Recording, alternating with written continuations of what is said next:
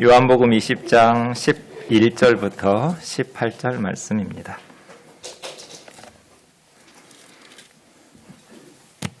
마리아는 무덤 밖에 서서 울고 있더니 울면서 구부려 무덤 안을 들여다보니 흰옷 입은 두 천사가 예수의 시체 뉘었던 곳에 하나는 머리편에 하나는 발편에 앉았더라. 천사들이 이르되 여자여 어찌하여 우느냐. 이르되 사람들이 내 주님을 옮겨다가 어디 두었는지 내가 알지 못함이니이다.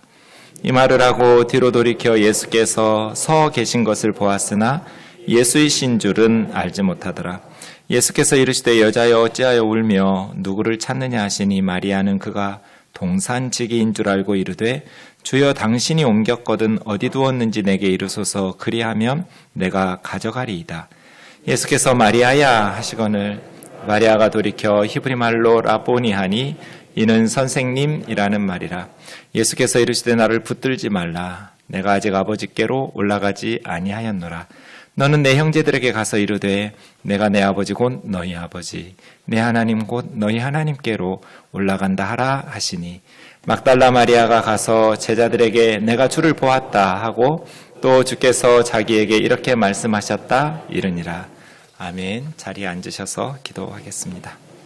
사랑하는 예수님, 무덤에서 깨어나 날마다 부활의 삶을 사는 그리스도인이 되게 하여 주옵소서. 시체처럼 무능하게 누워있지 말고 부활의 주님과 함께 능력 있는 복음의 증인으로 살게 하여 주옵소서. 미련하고 연약한 종을 주님 손에 맡기옵고 예수님의 이름으로 기도하옵나이다.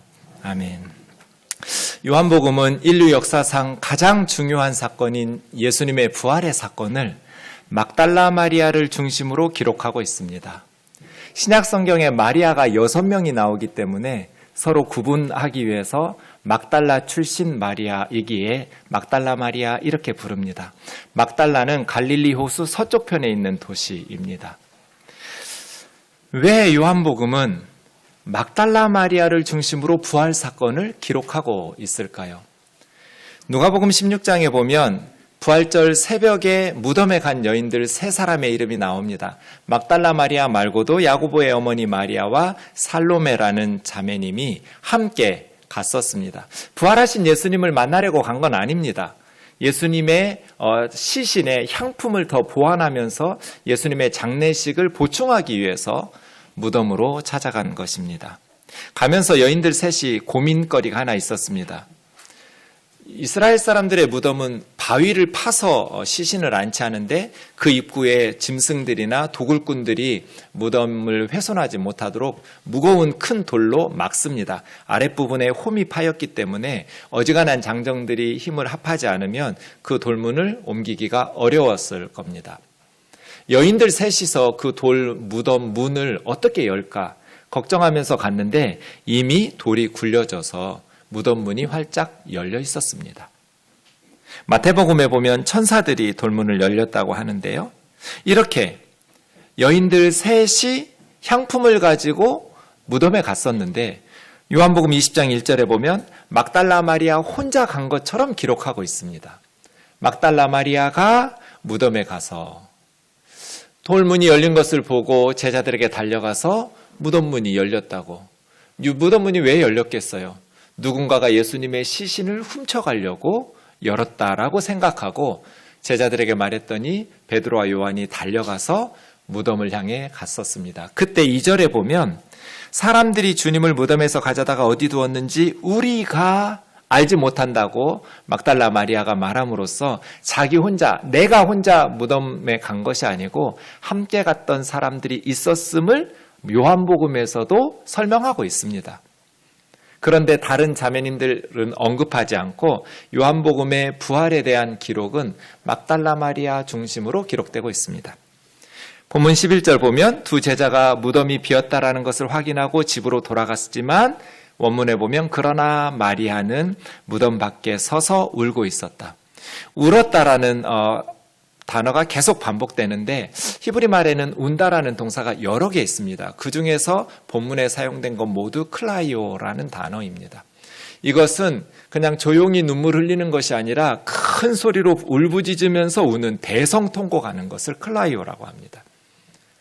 막달라 마리아는 사랑하는 예수님이 십자가에서 벌거벗겨서 그렇게 고통스럽고 수치스럽게 죽임을 당한 것도 가슴 찢어지게 아픈 일인데 도대체 예수님을 얼마나 증오하고 미워했으면 무덤에 안치된 예수님의 시체마저 훔쳐가서 망자를 모욕하고 모독하려고 했는지 분하기도 하고 슬프기도 해서 그냥 잠잠히 눈물 흘릴 수가 없어서 무덤 밖에서 대성통곡하고 있었습니다.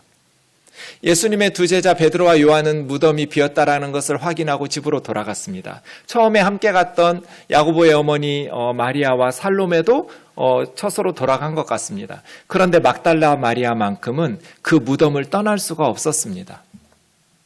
무덤 밖에 서서 대성통곡하면서 가슴을 치면서 큰 소리로 울고 있는 마리아. 구부려서 무덤 안을 들여다보니 흰옷 입은, 흰옷이라고 해도 좋고 빛난다고 해도 좋습니다. 같은 단어입니다.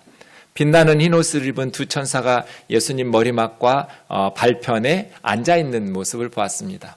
날개를 달고 날아다니는 모습 아닙니다. 사람처럼 앉아있는 두 천사의 모습을 보았습니다. 천사들이 마리아에게 묻습니다. 여자여 어찌하여 우느냐? 몰라서 물은 것 같지는 않습니다. 왜 울고 있느냐고.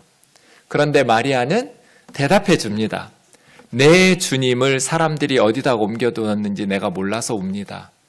나의 주님이라고 마리아는 예수님을 부릅니다. 저와 여러분에게도 예수님이 내 주님이기를 주의 이름으로 축원합니다.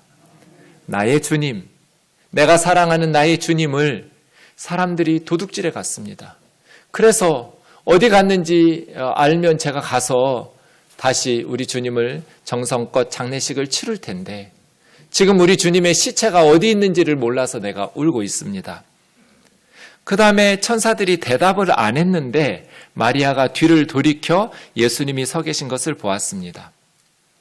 아마 뒤에서 인기척이 나서 돌아보았는지 아니면 천사들이 대답하는 것 대신에 여자여 어찌하여 우느냐?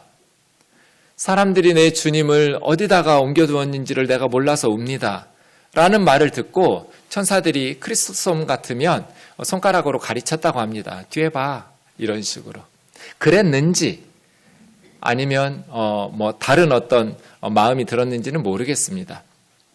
마리아가 뒤를 돌아보니 누군가가 서 있는데 많이 울어서 그런지 새벽 시간이어서 그런지 예수님의 엠마오로 가는 두 제자에게처럼 변형되어서 그런지 예수님인 줄을 모르고 동산지기인 것처럼 아리마대 요셉이 동산 관리자로 채용한 사람인 것으로 마리아는 알고 그에게 묻습니다.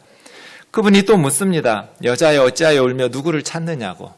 동산지기인 줄 알고 주여 당신이 우리 예수님의 시체를 옮겼다면 어디다가 두었는지 내게 말해달라고. 그럼 내가 가져다가 다시 정성껏 장례식을 치를 거라고.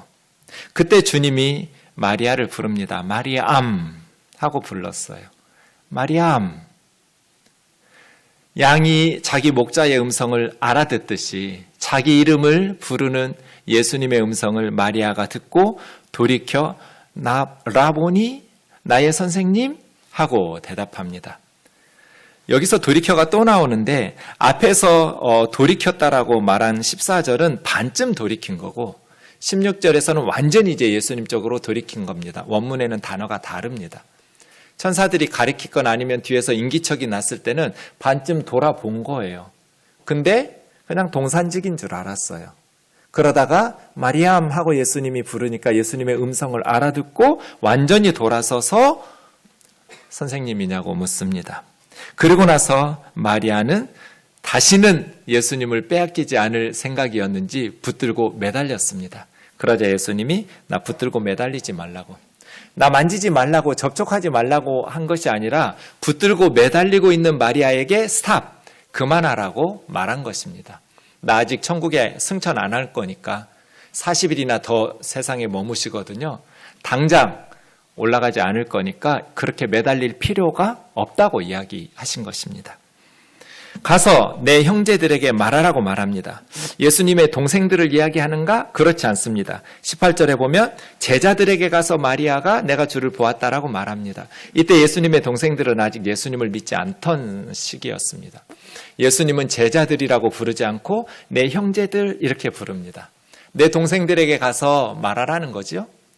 예수님이 십자가에 죽으신 이유는 저와 여러분을 예수님의 형제로 만들어주시고 예수님의 아버지가 우리의 아버지가 되고 예수님의 하나님이 우리의 하나님 되게 하시려고 십자가의 고난을 받으신 겁니다. 예수님이 세상에 오셔서 십자가를 지지 않으셨다면 예수님의 하나님은 우리의 하나님이 아니고 예수님의 아버지는 우리 아버지가 아닙니다. 우리는 천국에 갈 수 없으니까요.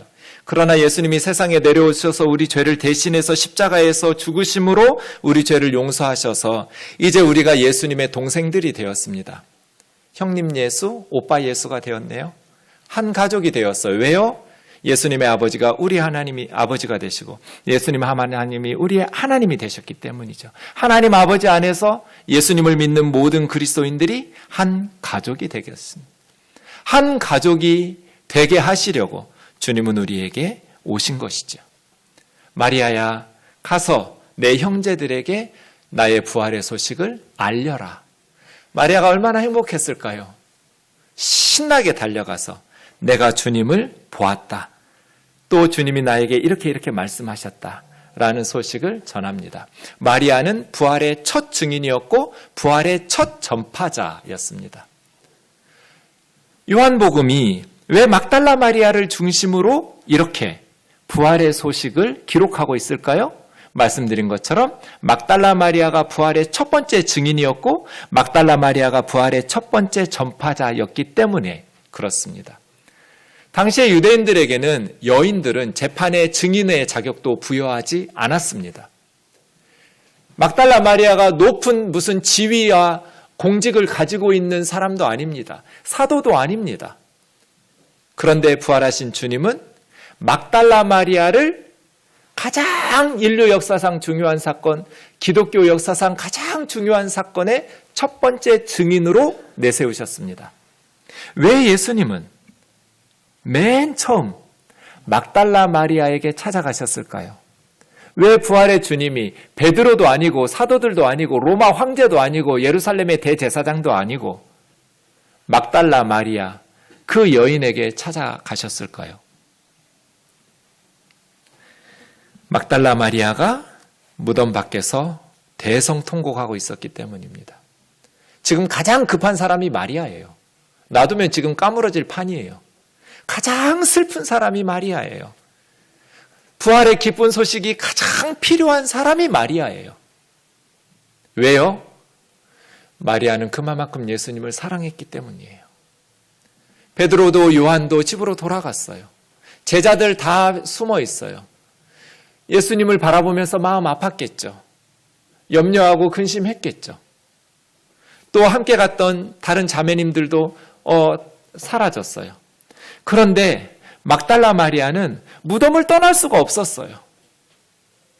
예수님에 대한 애정, 예수님에 대한 사랑이 남달랐어요. 예수님의 시체가 지금 사라졌는데 집으로 가 있을 수가 없었어요. 그래서 무덤 밖에서 대성통곡하고 있는 거예요. 지금도 주님은 누구에게 가장 먼저 찾아오실까? 주님이 가장 필요한 사람, 주님을 가장 사랑하는 사람. 막달라 마리아는 예수님을 왜 이렇게 사랑했을까?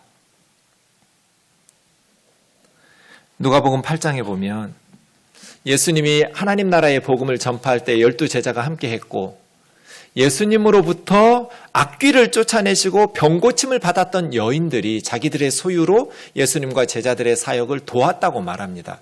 그 중에 첫 번째 나오는 인물이 막달라 마리아입니다. 막달라 마리아는 7 귀신이 들렸다가 예수님의 은혜로 건강해진 자매님입니다. 한 명의 귀신만 들어와도 괴로울 텐데 7 귀신이 그 안에 들어와서 사니까 이 막달라 마리아를 얼마나 괴롭혔겠어요.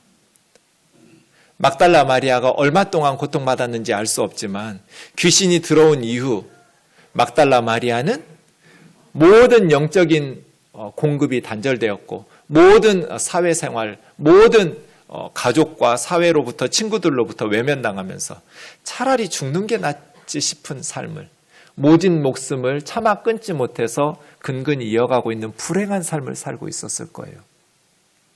그런 막달라 마리아를 예수님께서 고쳐주셨어요.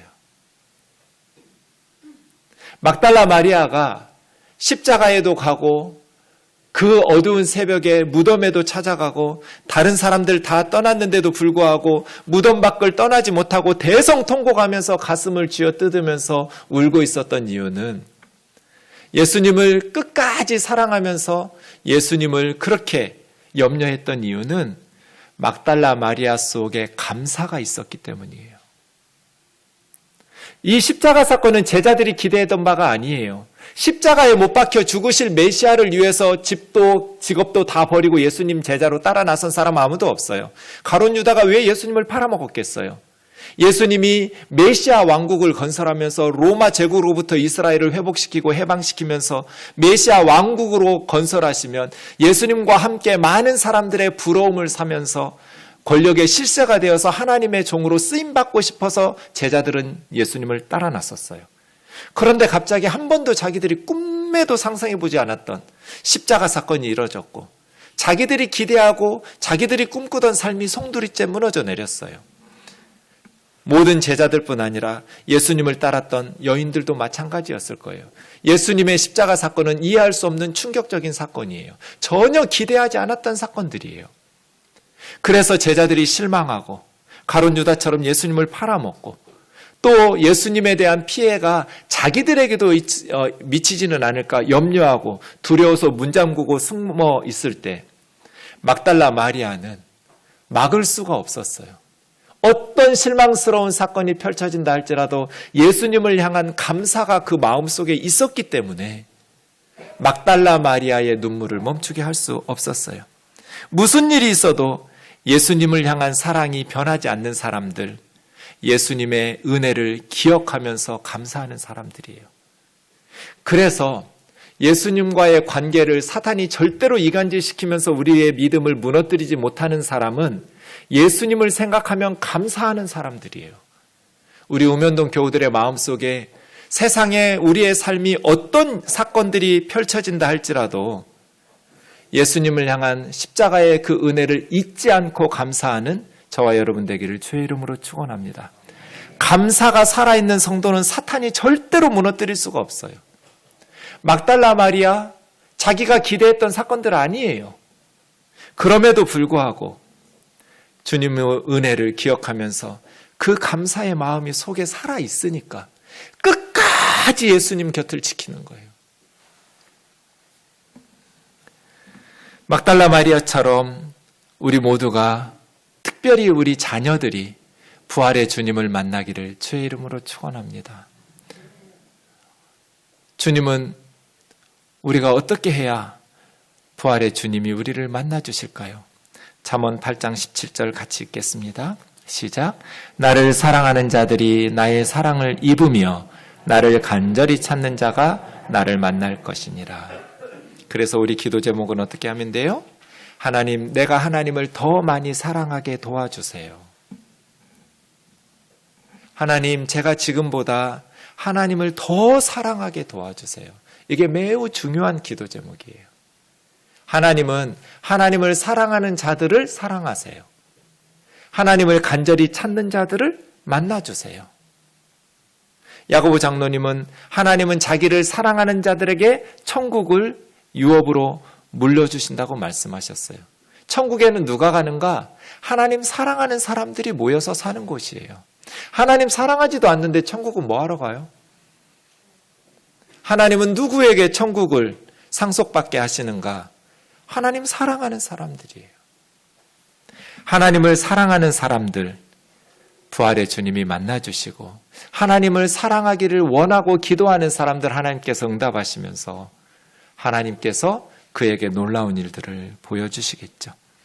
천사도 물었고 예수님도 물었어요. 여자여 어찌하여 우느냐? 막달라 마리아는 왜 울었을까요? 부활의 주님을 몰랐기 때문이에요. 예수님이 시체로 있었기 때문에, 사랑하는 예수님이 죽었기 때문에 울었어요. 그 시체이신 예수님이 누군가의 손에 의해서 도난당했기 때문에 울었어요. 마리아가 울었던 이유는 예수님이 시체였기 때문이에요. 그러나 어찌하여 우느냐 이 말 속에는 울 필요 없는데 왜요? 예수님은 그렇게 무능한 분이 아니었어요. 다시 살아나신 부활의 주님이었어요.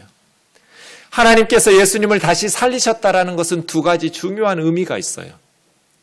첫 번째는 예수님이 옳았다라는 것을 하나님이 입증하신 거예요. 예수님이 부활하지 않았다면 예수님을 죽인 유대 종교 지도자들의 말이 옳은지, 예수님의 말이 옳은지 확인할 방법이 없어요. 그런데 예수님께서 죽은 가운데서 부활하심으로써 하나님께서 예수님의 말씀이 옳았다라는 것을 증거하신 거예요. 유대 종교 지도자들이 틀렸다고 선언하신 사건이에요. 두 번째 부활의 사건은 예수님은 우리 때문에 죽으셨기 때문에 죽음의 권세를 깨뜨리고 부활하셨다라는 것은 하나님 앞에 우리의 모든 죄가 해결되었다는 거예요. 뭔가 하나라도 문제가 해결되지 않았으면 예수님은 우리 대신에 죽음의 권세 아래 벌받고 계셨을 거예요. 부활하셨다 이 말은 구원받아야 될 모든 하나님의 백성들의 죄가 깨끗이 해결됐다는 증거예요. 하나님의 모든 심판이 끝났어요. 저와 여러분은 이제 예수 그리스도 안에서 완벽하게 의롭게 되었어요. 이것이 부활의 의미예요. 사랑하는 자매 형제 여러분, 막달라 마리아처럼 시체이신 예수님을 붙들고 씨름하지 말고 부활하신 능력의 주님과 함께 권능 있는 복음의 증인으로 승리하며 살아가기를 주의 이름으로 축원합니다. 우리 주님은 부활의 주님이시고 사망의 권세를 깨뜨리고 이기신 주님이십니다. 천사들이 말합니다. 어찌하여 살아있는 자를 죽은 자들 가운데서 찾느냐고.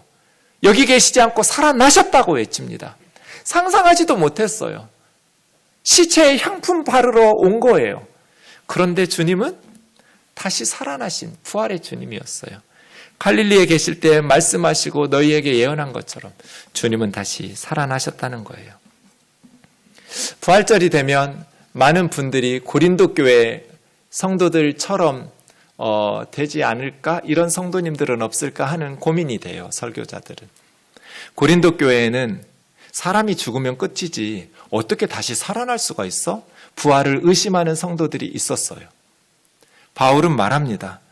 만일 그리스도가 다시 살아나는 일이 없었으면 너희 믿음은 헛것이라고. 예수님이 십자가에서 끝났는데, 무덤에서 끝났는데 우리 믿음이 무슨 의미가 있어요? 너희는 여전히 죄 가운데 있을 거라고. 아직도 예수님이 우리 죄를 받고 있기 때문에 부활이 없었으면 아직도 우리는 죄 가운데 머물러 있는 거예요. 또한 그리스도 안에서 죽은 자들, 잠자는 자들도 멸망했다고.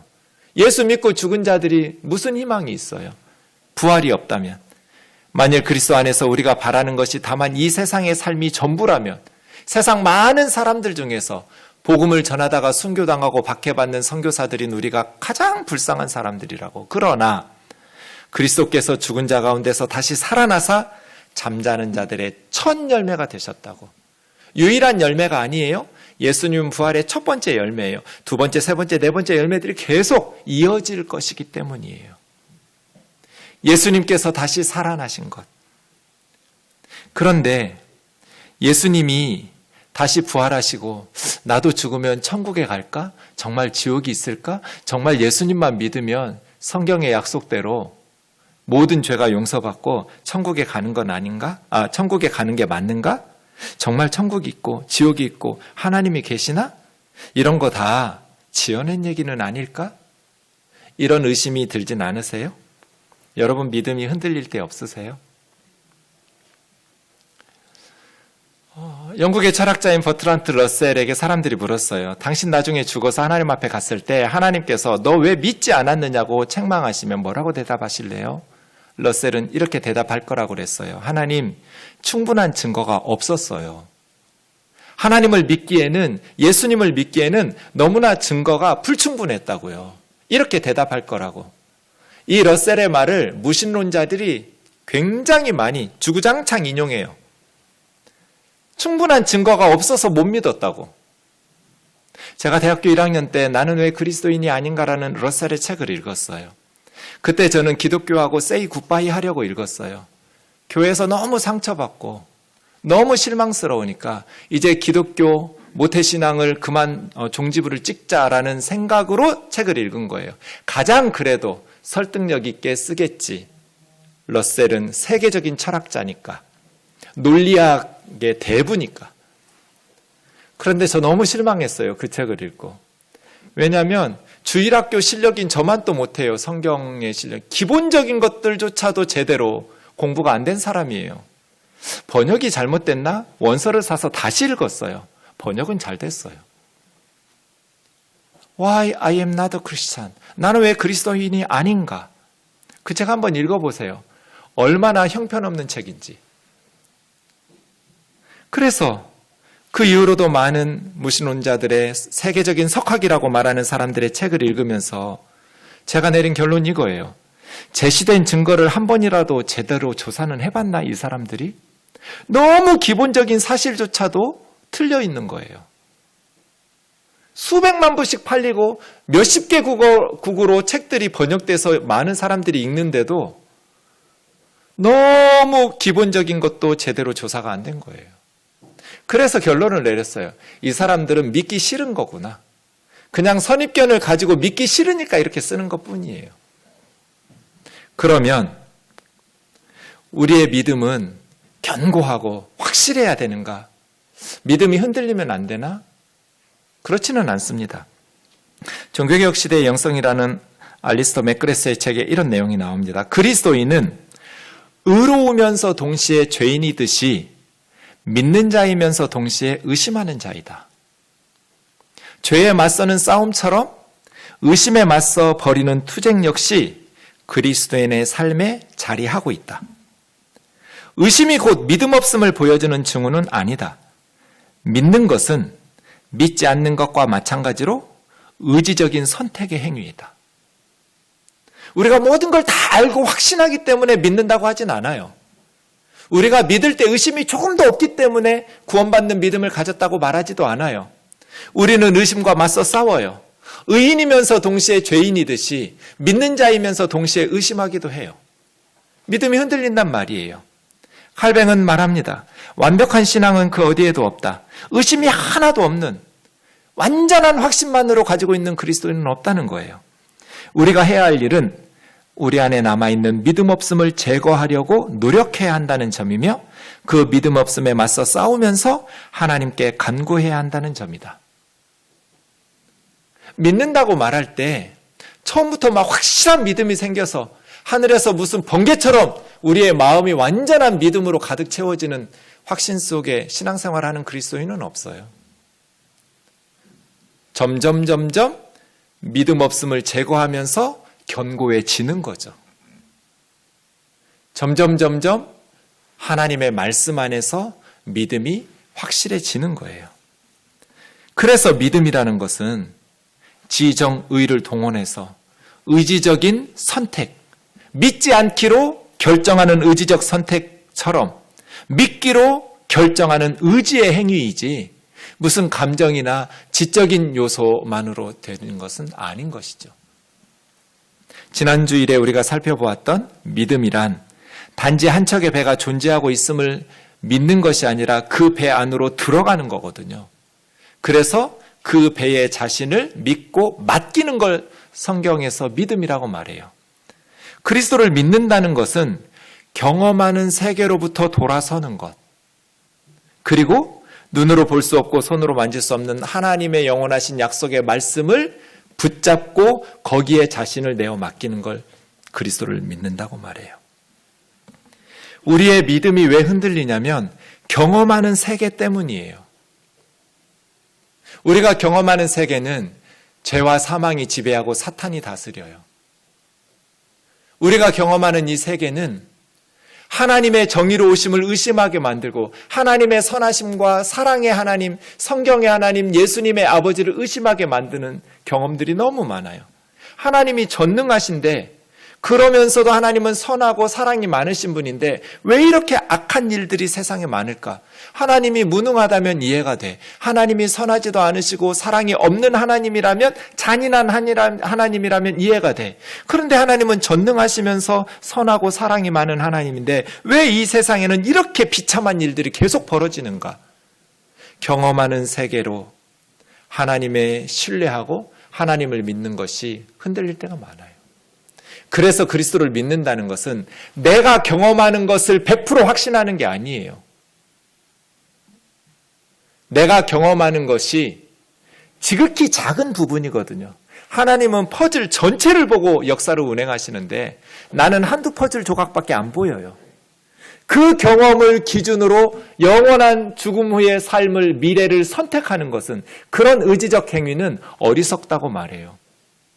오히려 경험으로부터 돌아서서 겸손히 나의 경험의 한계를 인정하면서 하나님이 약속하신, 손으로 잡을 수도 없고 눈으로 볼 수도 없지만 영원하신 하나님의 약속을 신뢰하면서 의지적인 선택을 하는 걸 믿는다라고 말해요.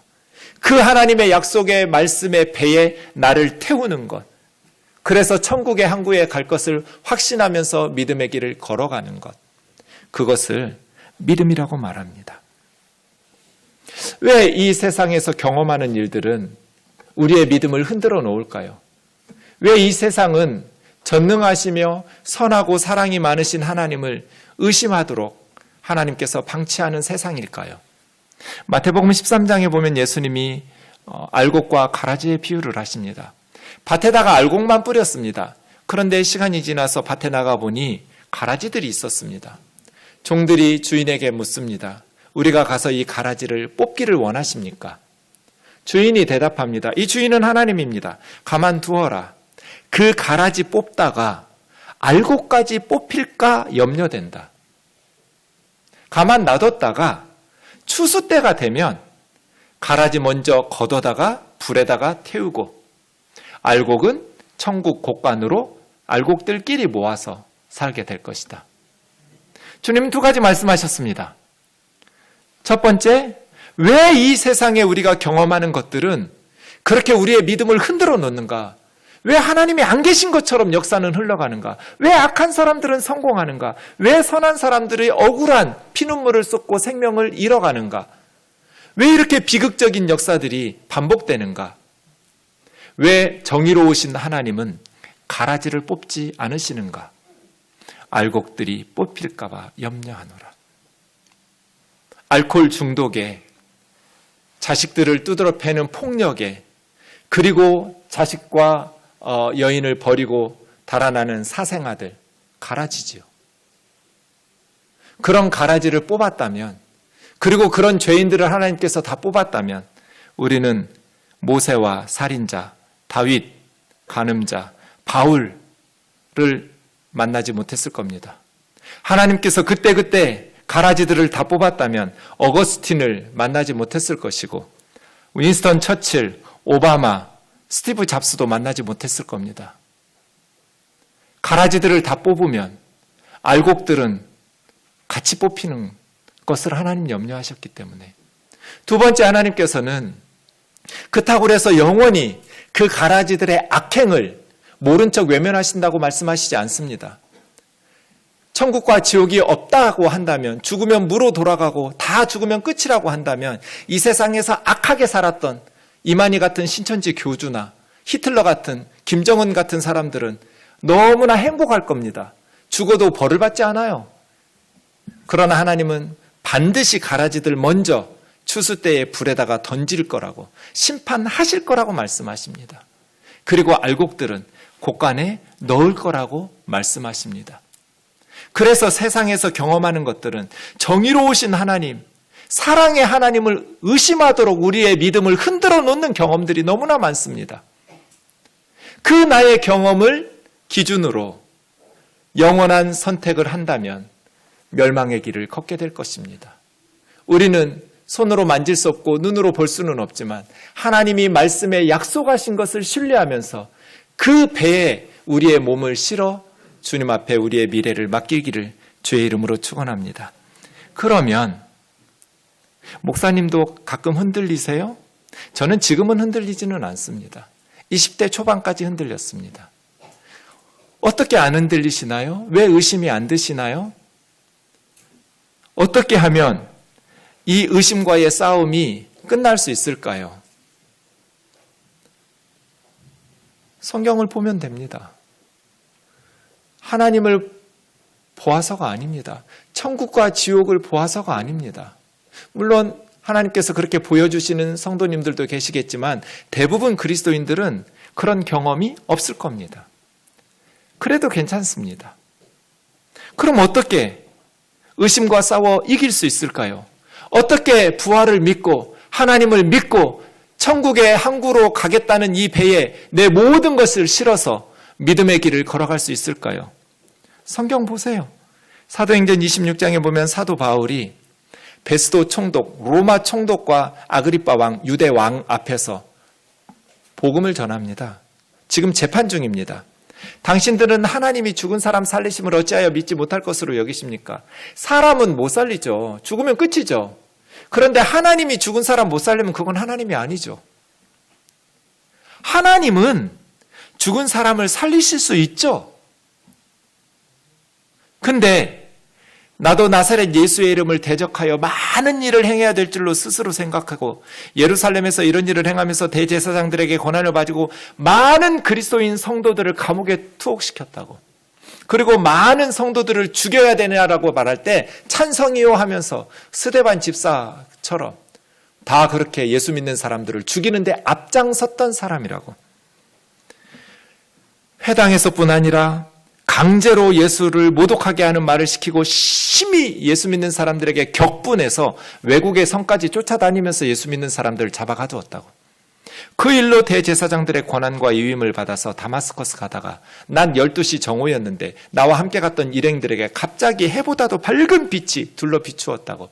우리가 다 엎드러져서 땅에 엎드러지는데 내가 소리를 지르니 이스라엘 히브리 말로 사울아 사울아 네가 어찌하여 나를 박해하느냐. 하늘의 음성이 들렸다고. 주님 누구십니까? 하고 물었더니 나는 네가 박해하는 예수라 하더라. 일어나 너의 발로 서면서 내가 너에게 나타난 이유는 네가 나를 본 일과 장차 내가 너에게 나타날 일을 너를 종과 증인으로 삼아서 유대인들과 이방인들에게 보내서 전파함으로써 그들을 구원하게 하려고 내가 너에게 나타냈다. 그들의 영의 눈을 뜨게 해서 어둠에서 빛으로 사탄의 권세에서 하나님에게로 돌아오도록 죄사함과 예수를 믿어 거룩하게 된 무리 가운데 천국의 기업을 얻게 하게 하려고 내가 너를 종과 증인으로 세워러 너에게 나타났다고 말씀하시더라. 아그리빠 왕이요, 하늘에서 보이신 것을 내가 어떻게 거스를 수 있느냐. 그래서 내가 먼저 다메섹과 예루살렘에 있는 사람들 온 유대 땅과 이방인들에게 회개하고 예수 믿고 하나님께로 돌아오라고, 회개에 합당한 일을 하라고 복음을 전하므로 유대인들이 나를 예루살렘 성전에서 잡아 죽이려고 했지만 하나님 도우심 받아 지금까지 오늘 여기 서서 높은 사람 낮은 사람 앞에 증언하는 거라고. 내가 말하는 것은 구약의 선지자들과 모세가 되리라고 이야기한 것밖에 없다고. 하나님께서 구약 성경에 예언해 놓은 것밖에 내가 하는 말이 없노라고. 그건 뭐예요? 메시아 그리스도께서 고난받으실 것과 죽은 자 가운데서 먼저 다시 살아나셔서 이스라엘과 이방인들에게 빛을 전하시리라는 거라고. 모세가 그 얘기하지 않았느냐고. 선지자들이 그 얘기하지 않았느냐고. 그리스도께서 고난받으실 것과 죽은 가운데서 다시 살아날 것. 그래서 이방인들과 유대인들에게 이 빛을 전함으로써 지옥을 향해서 멸망의 길을 가는 사람들에게 빛을 비춰주며 유턴해서 생명의 길, 천국의 길로 돌아서겠죠. 바울이 여기까지 말하니까 로마 총독 베스도가 바울아 너 미쳤구나. 너 그런 걸 믿어? 너의 많은 학문이 너를 미치게 만들었구나. 바울이 총독에게 말합니다.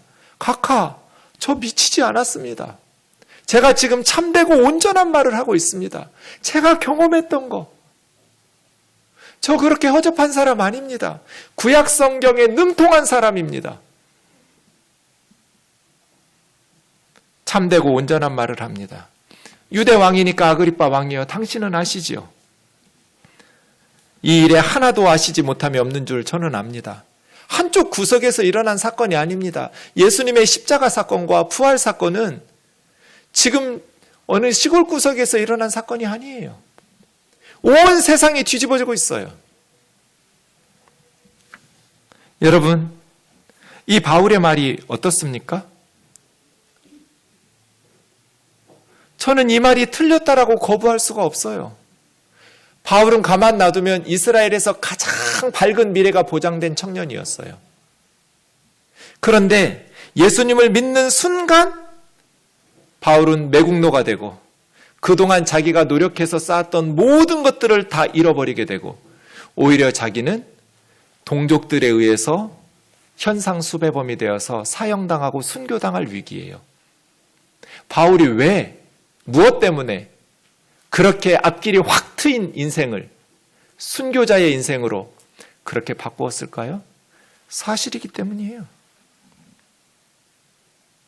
저 되게 착한 사람이거든요. 싸우기 싫어하는 사람이에요.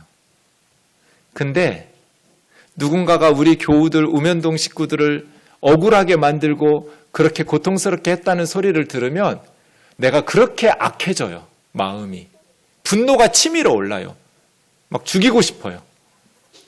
우리 성도들을 억울하게 하면. 바울은 저와 같은 마음이 없었을까요? 더 했을걸요? 눈에 넣어도 아프지 않은 성도들이 끌려가서 화형을 당해요.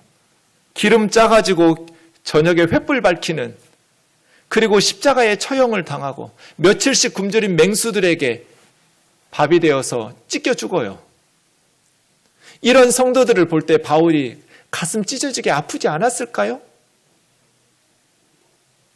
바울이 왜 거짓말을 해서 가족과 함께 잘 살 수 있는 사람들을 예수님 믿게 만들어서 그렇게 순교의 제물로 바치려고 했을까요? 바울이 그것을 경험했기 때문이에요. 바울만이 아닙니다.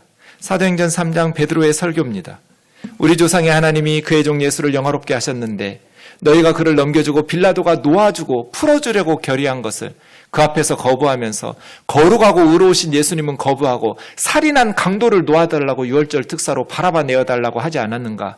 너희가 생명의 주님을 죽였다. 그러나 하나님이 죽은 자 가운데서 예수님을 다시 살리셨다. 우리가 증인이다. 예수님의 제자들이 순교당한 건 부활을 증언했기 때문이에요. 뭐 사회에 해를 끼친 게 하나도 없어요. 예수님이 십자가에서 죽었다. 그런데 사흘 만에 다시 살아나셨다.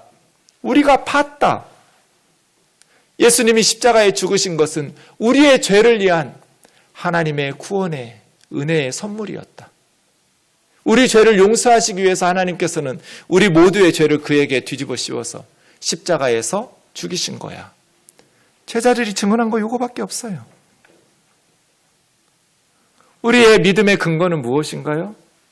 제자들의 변화예요. 이 제자들의 변화를 어떻게 설명할 수 있어요? 부활이 아니면 설명할 수가 없어요. 사기치는 사람들은 사기를 쳐가지고 이단의 교주들처럼 잘 먹고 잘 살라고 사기치죠.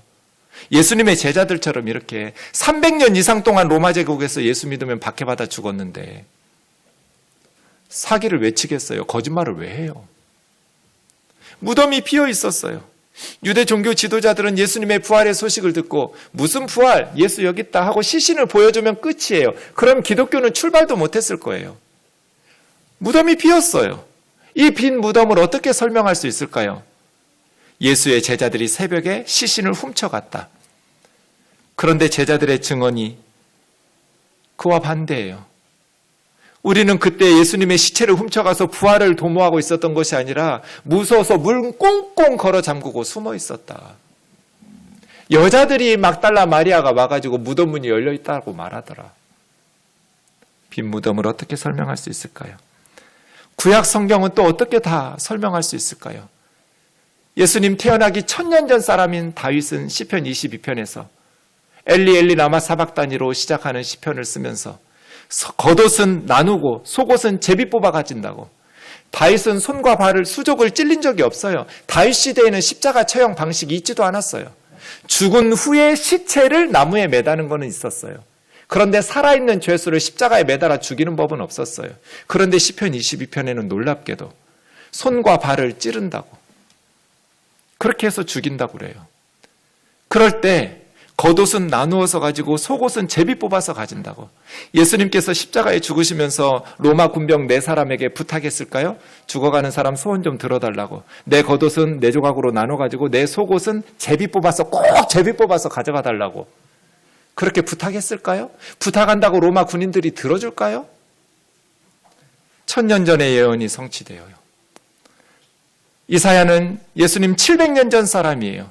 그가 찔림은 우리의 허물 때문이고 그가 상함은 우리의 죄악 때문이라고. 그가 징계를 받음으로 우리가 평화를 누리고 그가 채찍에 맞음으로 우리가 나음을 입었다고. 하나님의 의로운 정의, 죄인과 하나처럼 취급을 받으면서 처형될 거라고. 자기 생명을 버릴 거라고. 그러나 실상은 많은 사람들의 죄를 담당한 거라고.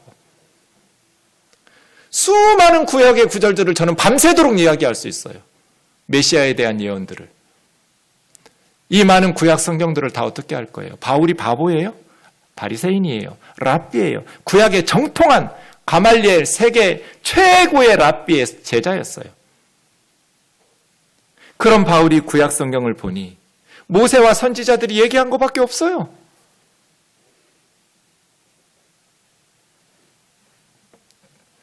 세상에서 경험하는 것들만 보면 믿음이 흔들려요. 그런데 우리가 경험하는 것은 전부가 아니에요. 그래서 하나님이 말씀에 약속하신 그 약속의 말씀에 우리를 실어 그 약속의 말씀에 내 모든 것을 의지하는 것, 예수님을 믿는다고 해요. 고린도전서 15장 16절에서 57절, 58절 우리 같이 한 목소리로 읽겠습니다. 시작. 우리 주 예수 그리스도로 말미암아 우리에게 승리를 주시는 하나님께 감사하노니 그러므로 내 사랑하는 형제들아 견실하며 흔들리지 말고 항상 주의 일에 더욱 힘쓰는 자들이 되라. 이는 너희 수고가 주 안에서 헛되지 않은 줄 알미라. 아멘. 여러분의 수고가 절대로 헛되지 않을 테니까 심판은 무슨 심판, 지옥은 무슨 지옥, 천국은 무슨 천국 하는 세상 사람들의 거짓 메시지에 속지 말고 견고하게 흔들리지 말고 항상 주님의 일에 더욱 힘쓰는 우면동 교우들 되기를 주의 이름으로 축원합니다. 부활의 의미가 여러분에게는 무엇을 의미하는지 모르겠습니다. 부활의 아침, 저에게 부활의 의미는 이런 겁니다. 몇 년 전에 저의 일기장을 보다가 이 말씀으로 오늘 설교를 마무리해야겠다는 생각을 했습니다. 이 꼬마 아이는 주희라고 9년 전에 백혈병으로 죽었던 9살에 죽었던 우리 집사님 딸입니다. 하나밖에 없는 딸인데 암으로 죽었어요. 살아있으면 지금 18살이 되었겠지요. 오랜만에 주희를 보러 갔다. 분당에 있는 추모공원. 오늘 또 주희가 떠나던 날처럼 비가 내렸다. 먼저 온 주희 아빠, 엄마와 함께 셋이서 주희 얘기를 나눴다. 주희는 너무 착해서 이 악한 세상에서 시달리며 살지 말라고 얼른 천국으로 데려가셨나 보다라고 말씀드렸다. 그런데 사실은 나도 모른다. 왜 그렇게 빨리 데려가셨는지.